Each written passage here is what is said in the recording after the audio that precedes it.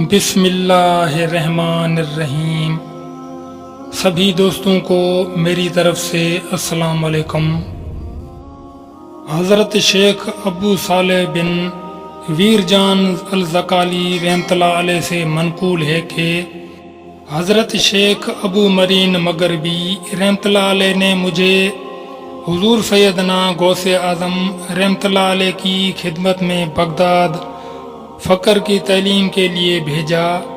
آپ رحمۃ اللہ علیہ نے مجھے 20 دن تک اپنے خلوت خانہ کے دروازے پر بٹھائے رکھا اور 20 روز گزرنے کے بعد مجھے قبلہ رو ہونے کا حکم دیا۔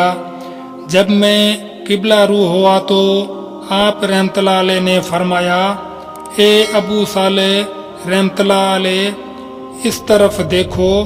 چنانچہ جب میں نے اس جانب دیکھا تو آپ رحمۃ اللہ علیہ نے فرمایا، کیا دیکھ رہے ہو؟